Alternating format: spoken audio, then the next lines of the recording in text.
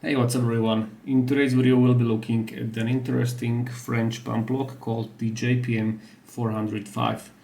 This is a lock that has 5 sliders or pins if you want and 1 check pin, so 6 locking elements.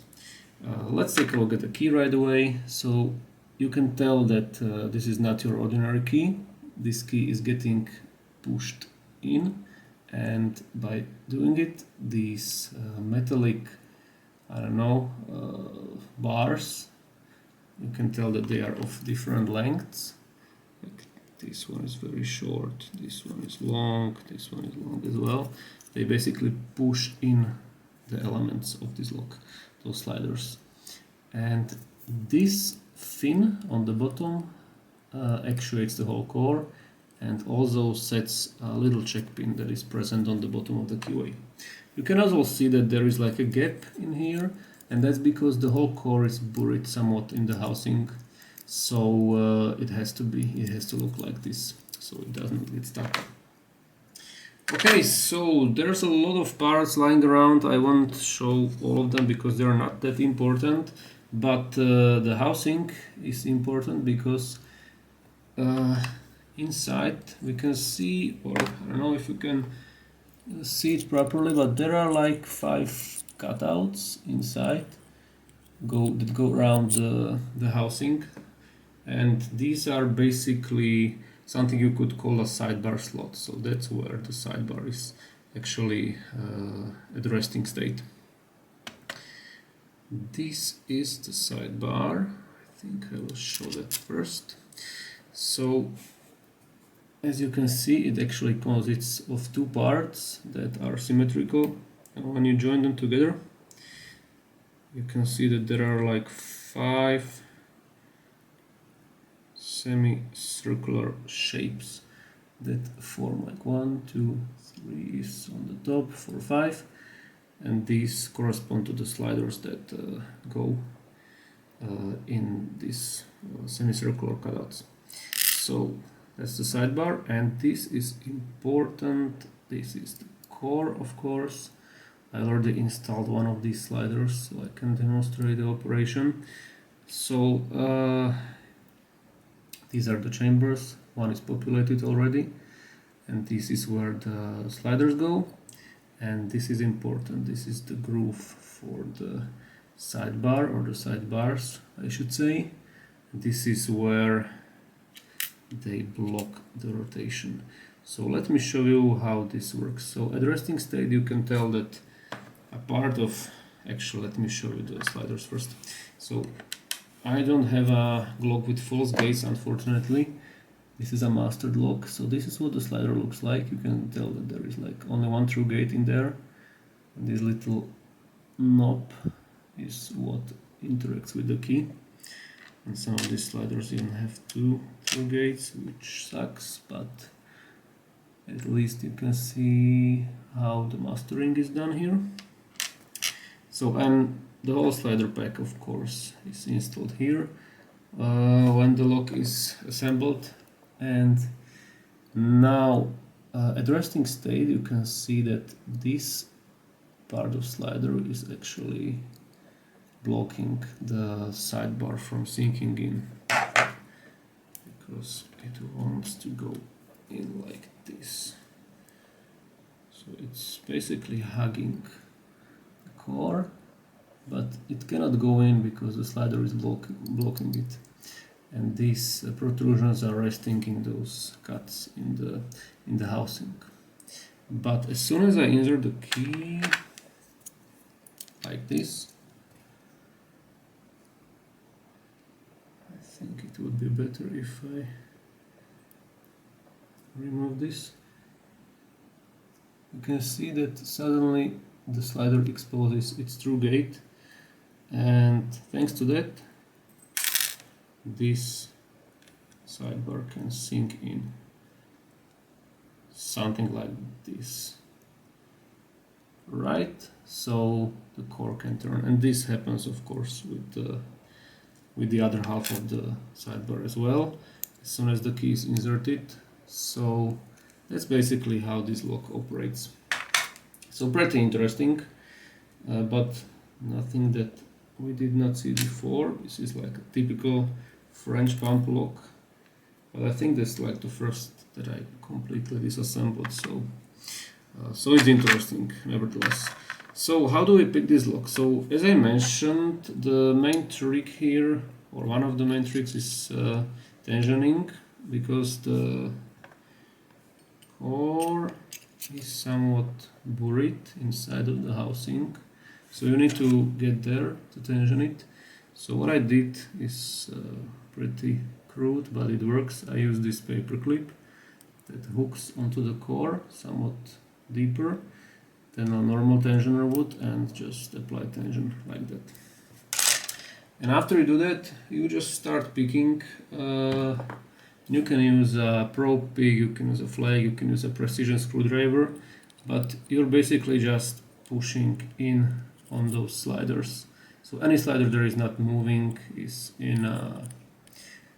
binding, of course, and a slider that has a little bit of movement, you know that one is in a through gate. So I only had through gates, so that was kind of easy.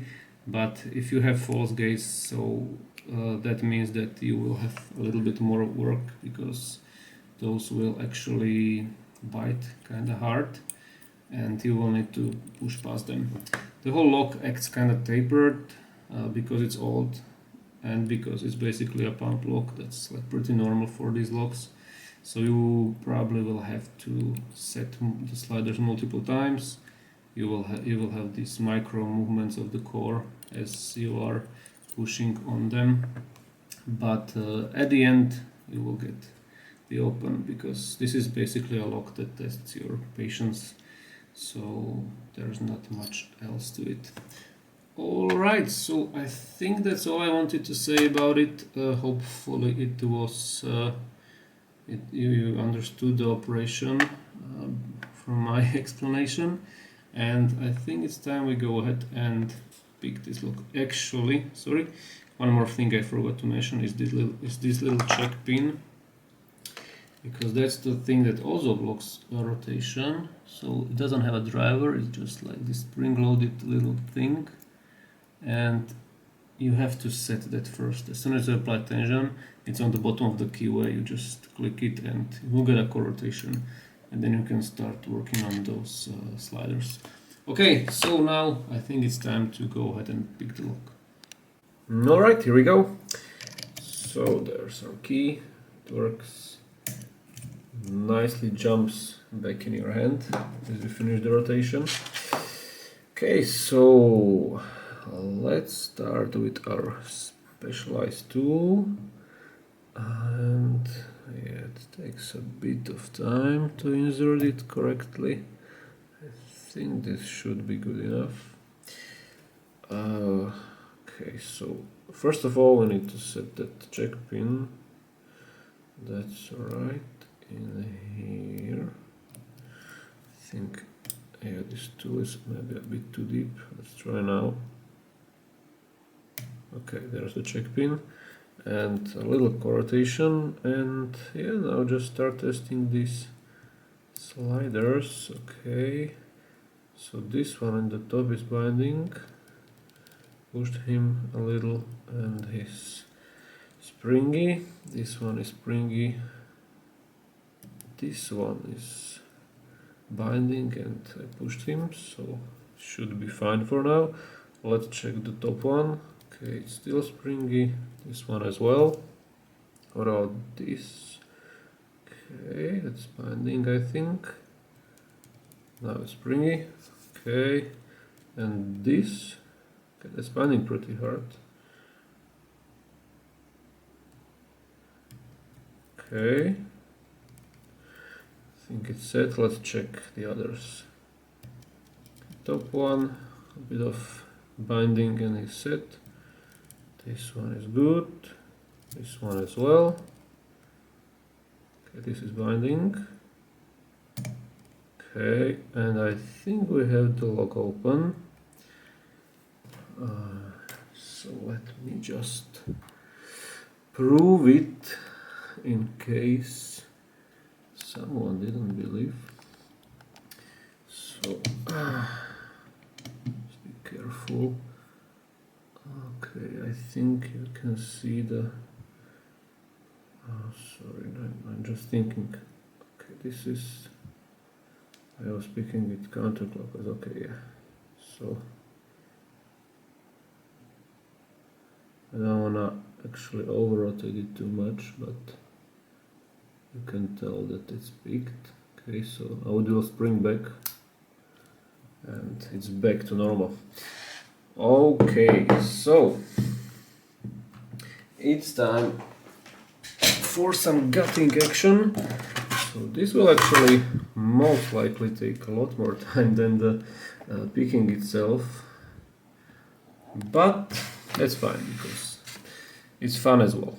So first of all, we have this screw in here, so just your normal flathead should do it.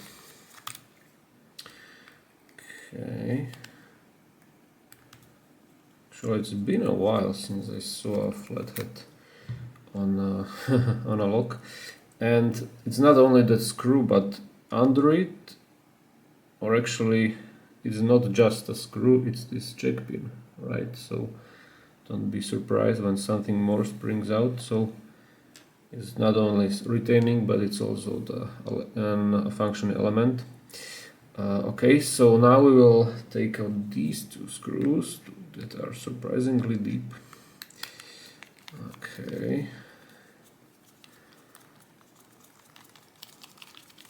So there's the first one.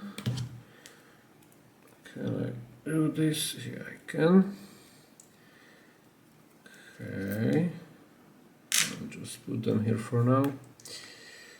Okay, and now we will be able to separate both of the parts of the lock body. Okay.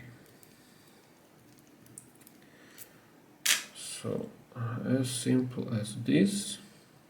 Nothing should spring out, not yet at least. So this is like the whole core and the actuator. So first I will deal with this housing because there's just this part that can be separated. I'll place it here and the housing here. Okay, so now we're looking at the core with those sliders and the sidebar that is pinched by those sliders. So I think what I can do now is that I can take this little set screw out, but I will need a smaller screwdriver, and by doing that I will be able to separate the core from this back part, I want to say. Okay, and this, I think this the actuator just falls out and there is like a washer here. There is pretty much bent, and the whole, I don't know what this, I guess it's the tailpiece for a lack of better word. So yeah, that was the kind of easy part, and now you can do two things. You can either, you should insert the key first, I think, but you can either pry this off and you will see the springs on the bottom. You can sort of make out that they are here, or you can go from the other way, and there is like an internal circlip, if you can see, that's actually holding the sliders in, and it's preventing them from springing towards you actually now. So I think I will just remove this because I did it for the first time and was kind of surprised when the sliders catapulted. But I will just remove this internal circlip with some gentle prying. It should not be a problem, right? Yes, okay. So I think we are fine here. So the circlip goes here, and actually it's pretty simple now. I think I can just start removing those sliders, right? Okay, so this is actually 5, so I will start here. Okay, there's 4, 3, 2, and 1. Alright, I think we can now take the sidebars and as well. Nice. And springs. Okay, so there's a lot of gunk and dirt in those chambers still. So that's coming out with those springs as well. Okay. There's one, and there should be one more. Oh, it's here. Okay, now I see. Well, and I guess that's all. Actually, you could take this thing of this washer or whatever that is, but there's no point. It's just holding the springs in there, so there's the whole core basically.